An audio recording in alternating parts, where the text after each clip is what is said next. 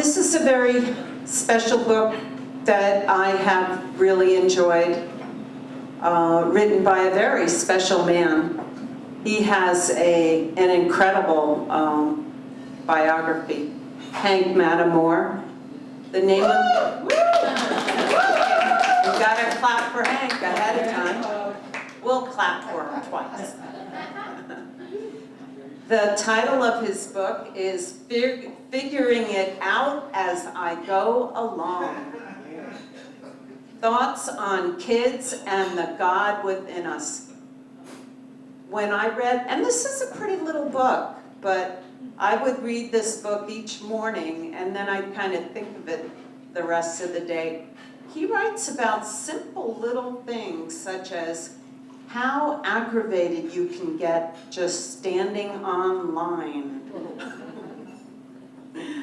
So Hank is a very good writer in that he will write about simple things that are really pretty deep. Let me tell you about his amazing background. He is a former Catholic priest who then got married and had children, and he now has grandchildren. He was a newspaper columnist, a senior center director, and recently he is a surrogate grandpa at the Children's Village, a home for abused and neglected kids in Santa Rosa, called the Village, the Children's Village. It's in Santa Rosa. It's amazing. They have grandparents that live there, and the children don't move around to foster homes. They stay in their house till they're 18. And they have grandparents that live in their own little apartment units. I got to visit Hank there. It's a pretty amazing place. I think, you know, their people are we're realizing that it's not good for children to be moving around so much. He writes from the heart of his life experiences, especially from his connection with kids at the Children's Village. And this is Hank's 5th book. We welcome Hank Mattimore.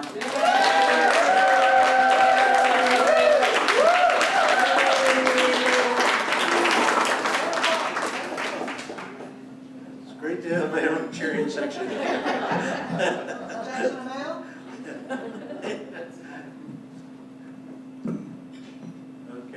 Thank you. Figuring it out as I go along now. Does that strike a bell with some of us? You know? Yeah. Life is like that, isn't it? Figuring it out as I go along. And so at the ripe old age of 78, I'm still trying to figure it out. And life is a growing thing. We grow or we die. I heard that from an old Afro-American gentleman back at the senior center many years ago. He was 91 and very active, doing things with his life. And I said, "What's your secret? How come?" And he said, "Hank, life's a growing thing. It grows or it dies." I wrote one of my books just along that line because it struck me as very important. And so, figuring it out as I go along. Through the years, I've learned a lot from the kids that I've worked with in these last 5-6 years. The kids have taught me a lot. I've found them to be a source of spirituality, but also spontaneity, of willingness to take on new things, of growing all the time. Kids can teach you so much. And anyway, I'd like to talk a little bit about the kids that I've been with, but the chapter I'm going to read isn't learning from the children so much as a conversation I had with a flower. And it's called Musings from an Old Rose. I paused to look at, I wrote this in December. I paused to look at one of the last roses of the season the other day. The old girl was at the end of her journey.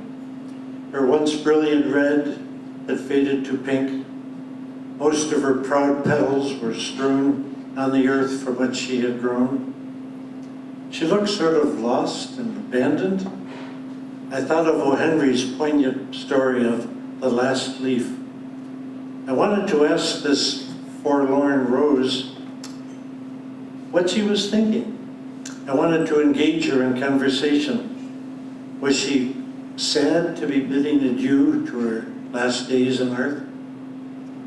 After all, I thought, we were two living beings, me and the rose, both of a certain age, sharing the same earth. Ah, if only we could talk.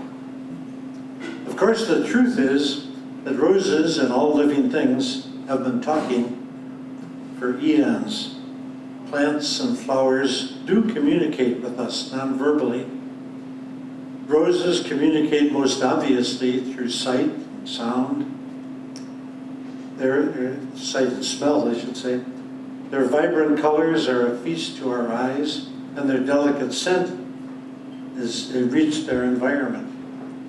What one of us has not sometime in the course of our life bent down to smell a rose, right? Who hasn't done that? What poet or songwriter can resist putting words to pen, trying his best to describe the wonders of a rose? Sometimes I envy the single-mindedness of the rose. Rising from Mother Earth, she is sure of what is expected of her. She will bud into a gorgeous creation, seducing the bees and butterflies with her sweet nectar, so that they will go out and increase and multiply the species.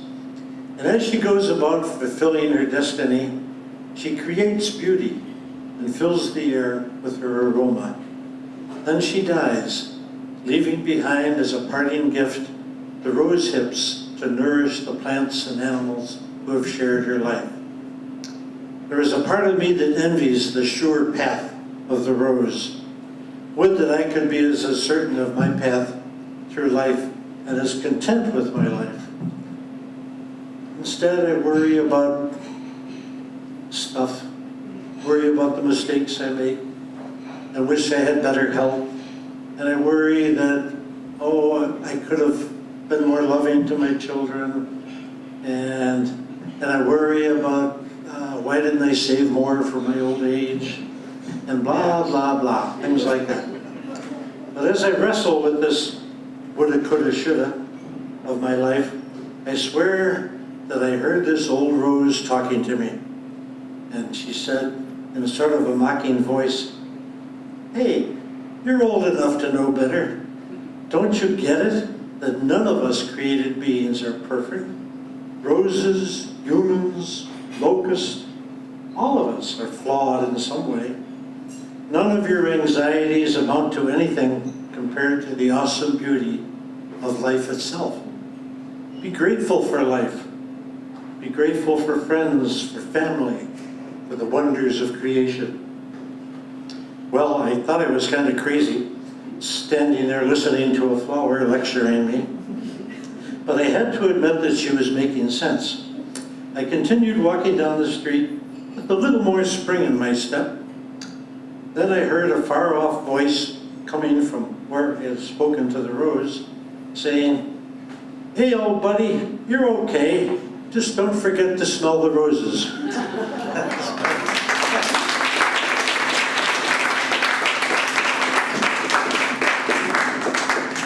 That's the story of a rose. Yeah. Are there any questions for Hank? Would anybody like some words of wisdom or advice from this young man? Mona? Hank, when I read your book, there was a chapter there was a quote, and it had to do with someone had said they were spent so much of their life stringing their instrument, they never took the time to play the music. Yeah. And that stayed with me for weeks afterwards. I was sending it off on Facebook to my friends. It was such an amazing quote. Anyway, I just had to make that comment. Yeah, I think that's true of so many of us. You know, we wait, we hesitate, we're afraid, and we're not being ourselves. We're not living the way we really are, because we're trying to impress people, or we're trying to put on a show. In fact, I had an interesting story that I told. I had a little Afro-American kid riding with me in the car one day. He was in the village, and we had kind of a hard time communicating. I was talking, but he seemed pretty formal and stuff. And anyway, we were riding along, and I turned on the 49ers game. And it was one of those games where in the last 10 seconds of the game, the 49ers blew it. And anybody who knows me knows I'm one of these big fans, yeah. So I completely lost it, and even though I've always been polite with my language with the kids, I said, fuck, like that. Yeah. The little kid looked up at me and says, Grandpa Hank. But the wonderful thing about that is our relationship changed. It was like all of a sudden I had showed my humanity to that kid, and he was fine with it. But I think in a way what you're saying is true. We have to be real, don't we? We have to be real with ourselves and who we are. And it's okay if we screw up. It's okay. Yeah. And there's one more question coming from over here. I have the mic again. This is not directly related to your book, but you were a Catholic priest, and then you got married, had children. I've always been curious, having been raised, baptized, confirmed in all the Catholic Church, what's the difference, do you think, when you were a priest and not married, when you were giving marital advice, did you notice anything change after you got married? And would you have given the same advice, or do you think a priest is capable of telling someone? Oh yeah. I remember while I was a priest, I was in a Catholic elementary school in Florida, and one of the things in those days, they would separate the girls from the boys for the sex talk, you know. And one of the real ironies of the whole thing is, there I am giving the boys the sex talk, and the nun is giving the girls sex talk. I never felt so out of place, and so, you know. And to top it all off, the school we were in was in an inner city neighborhood where the kids were quite savvy, and I'm sure most of them knew a lot more than I did. But yeah, there's differences already. Michelle? I love the Rose chapter. Thank you very much. Okay. How would you describe your book? If I was going to tell somebody about this book that I just heard, how would you describe that? Reflections on life experience, learned partly through the working with children, but also through my whole life, and I suppose learning from life, changing. I think we're all in this development together. I sat one time with my daughter's here too. It was lovely she could come. Thanks, Laura. But I sat one time with Laura and her generation one time, and they were all talking about what are we going to do next with our lives? What's going to happen? So it's like a lifelong thing where we keep growing, we keep learning, we keep changing, and so that's kind of what the book is about.